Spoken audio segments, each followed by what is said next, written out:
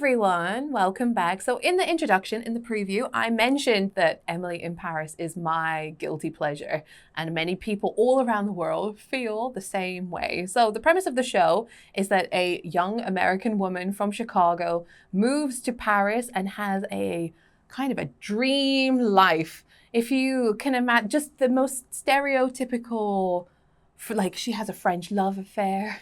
She makes friends with French women. She becomes very fashionable. She works in fashion.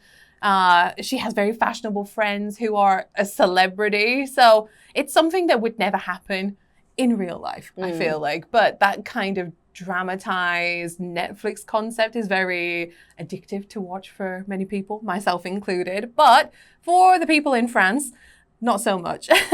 I think French people, as a British person, I can say this, as French people have a very negative stereotype of British people and American people, thinking that we are not very cultured, we do not speak French, and are quite rude to us.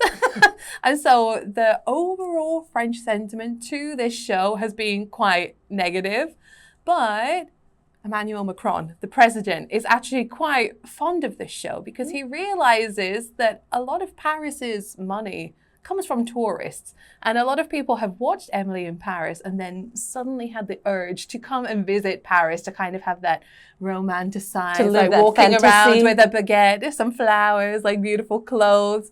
And his wife has even had a cameo in the show. That's how much they love it. But unfortunately, or maybe fortunately for Emily, she has a new love interest who is not French. So this is where the title of our article comes from today. She has left Paris for Rome. And so because of that, the president of France is kind of trying to encourage Netflix to keep the show there, because he wants the tourist money, whereas the government of Italy are like, it's okay, like come to Rome, we come have all enjoy the Italian men. Let Emily move where she wants to move. So even though France and Italy have a rivalry that goes back centuries anyway, now they have a new rivalry fighting over who is going to keep Emily. Is she going to be Emily in Paris, or is she going to be Emily in Rome? We'll have to wait for the next season, which I am eagerly anticipating to see what happens. So, is there a TV show that you staunchly refuse to watch? That you really, I'm like, no, I'm not watching it. Okay, so there's one. Yeah? But it's not like, because I disagree with it. It's just myself, my own reasons. Breaking Bad. Oh. Because I'm the type like where something becomes too popular and everybody's like, okay, well, I don't like it. I'm not going to watch it. So it's now under in that list of shows that I'm not going to watch because it became too famous. And I don't know. But nothing against the show. Just everybody liked it. And I was like, I don't want to like it. You can't make me.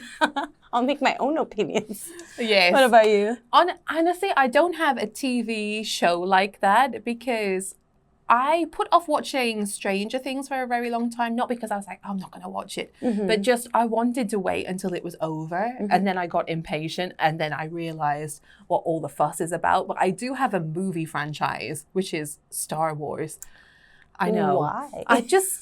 I've had too many friends in my life that have like tried to push me into watching it and telling me how great it is and just how like amazing this universe is, and they've pushed me too far where I'm like, no.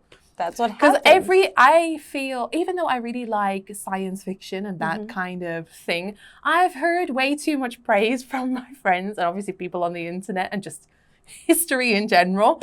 I can't, because I know that I'm going to be disappointed. Right. I don't want to build myself up for disappointment. So I'm so sorry. I'm never going to know what the Star Wars storyline is. Star Wars is at such a loss without your one view. They'll survive, I'm sure. Right.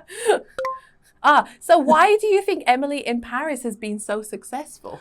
I think like how you mentioned before, many people have this like fantasy of living in Paris, and it's very romantic, right? And we think about the baguette, working with a beret and a baguette, and I think that it's very romantic. So it can be very appealing to many people, especially when it's so I would say exotic, different from what we're used to in America. We don't have these quaint little towns and things like that. And yeah, I guess because of the fantasy. Yes. Why do you think, since you watched it? I think I feel like the same way. I am still rooting for her initial love interest, but as the seasons go on, I get more and more frustrated. I definitely think it's an aspect of, I think all of us grew up knowing that Paris is the city of love. Yeah. And I guess for a lot of Americans, especially, they don't have the opportunity to. We don't have cities of love. I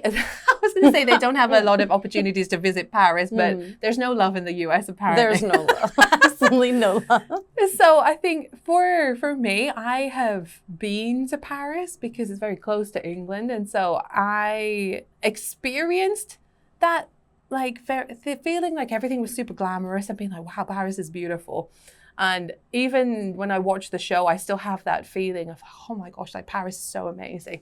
Even obviously the reality is probably quite different, but it's that fantasy of like falling in love, having a holiday romance somewhere like super beautiful, that kind of thing.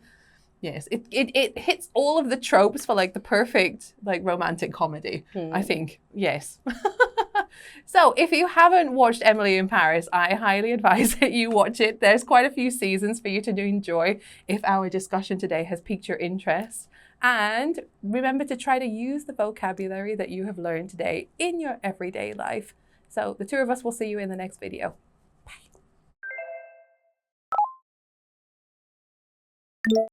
Staunchly. Staunchly. Dump. Dump. Rub it in. Rub it in. Tune in. Tune in. Cheesy. Cheesy.